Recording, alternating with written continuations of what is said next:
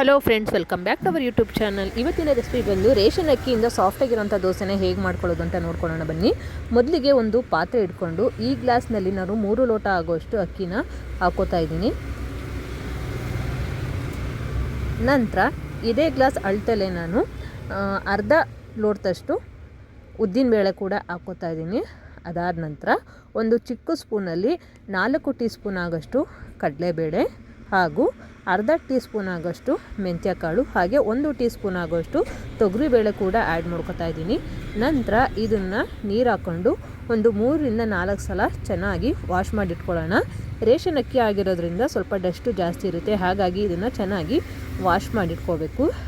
ಆವಾಗಲೇ ದೋಸೆ ಅನ್ನೋದು ಚೆನ್ನಾಗಿ ಬರುತ್ತೆ.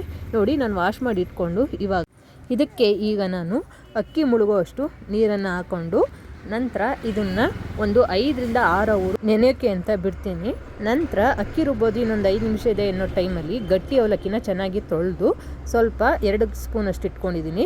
ನಂತರ ನೋಡೋಣ ಬನ್ನಿ, ನೆನೆಯೋಕ್ಕೆ ಅಂತ ಇಟ್ಟಿದ್ದ ಅಕ್ಕಿ ಎಷ್ಟು ಚೆನ್ನಾಗಿ ಸಾಫ್ಟಾಗಿ ಚೆನ್ನಾಗಿ ಹುಬ್ಬಿ ಬಂದಿದೆ ನೋಡಿ. ನಂತರ ಈ ನೆಂದಿರೋಂಥ ಅಕ್ಕಿನ ಮಿಕ್ಸರ್ ಜಾರ್ಗೆ ಸ್ವಲ್ಪನೇ ಹಾಕ್ಕೊಂಡು ನೀರು ಅಳತೆಗೆ ಎಷ್ಟು ಬೇಕೋ ಅಷ್ಟೇ ಹಾಕ್ಕೊಂಡು ಅದನ್ನು ಚೆನ್ನಾಗಿ ಸಾಫ್ಟಾಗಿ ರುಬ್ಕೊಳ್ಳೋಣ. ಅಂದರೆ ತುಂಬ ತರಿಯಾಗೂ ಇರಬಾರ್ದು, ತುಂಬ ಸಾಫ್ಟಾಗೂ ಇರಬಾರ್ದು. ಆ ಕನ್ಸಿಸ್ಟೆನ್ಸಿ ನೋಡಿಕೊಂಡು ರುಬ್ಕೊಳ್ತಾ ಇದ್ದೀನಿ.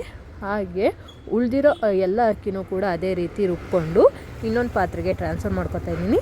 ಕೊನೆ ಒಬ್ಬೆ ರುಬ್ಬೋ ಟೈಮಲ್ಲಿ ನಾನು ಅವಲಕ್ಕಿ ಹಾಗೂ ಅಕ್ಕಿಯನ್ನು ಕೂಡ ಸೇರಿಸಿ ಅದನ್ನು ಕೂಡ ಈ ರೀತಿಯಾಗಿ ರುಬ್ಕೊಂಡಿದ್ದೀನಿ. ಅದನ್ನು ಕೂಡ ಇವಾಗ ಇನ್ನೊಂದು ಪಾತ್ರೆಗೆ ಆ್ಯಡ್ ಮಾಡ್ಕೊತಾ ಇದ್ದೀನಿ.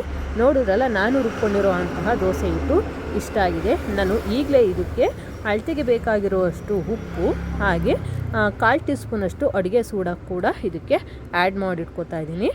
ಇದನ್ನು ನಾನು ಇವಾಗ ಕೈಯಲ್ಲಿ ಮಿಕ್ಸ್ ಮಾಡ್ಕೊಳ್ಳೋದಿಲ್ಲ, ಒಂದು ಸೌಟ್ ಮುಖಾಂತರ ಇದನ್ನು ಚೆನ್ನಾಗಿ ಮಿಕ್ಸ್ ಮಾಡ್ತೀನಿ. ಮಿಕ್ಸ್ ಮಾಡಿಟ್ಕೊಂಡು ಮಾರನೇ ದಿನ ನೋಡೋಣ.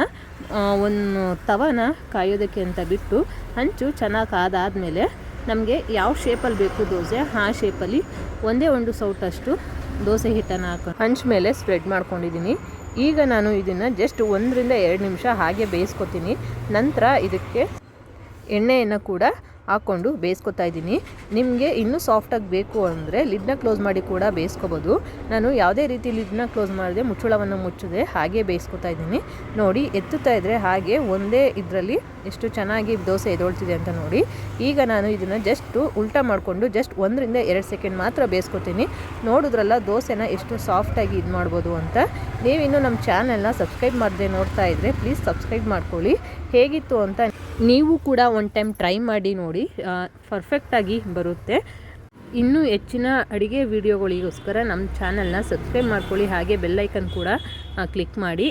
ಹಾಗೆ ಮಾಡೋದ್ರಿಂದ ನಾನು ಮಾಡುವಂಥ ಎಲ್ಲ ರೆಸಿಪಿ ಕೂಡ ನಿಮಗೆ ನೋಟಿಫಿಕೇಷನ್ ಮುಖಾಂತರ ಬರುತ್ತೆ. ಆಗ ನೀವು ಈಸಿಯಾಗಿ ನೋಡ್ಬೋದು. ನೋಡಿದ್ರಲ್ಲ ದೋಸೆ ಎಷ್ಟು ಸಾಫ್ಟಾಗಿ ಬಂದಿದೆ ಅಂತ. ನಾನು ಇದನ್ನು ಈಗ ಪ್ಲೇಟ್ಗೆ ಸರ್ವ್ ಮಾಡ್ಕೊತಾ ಇದ್ದೀನಿ.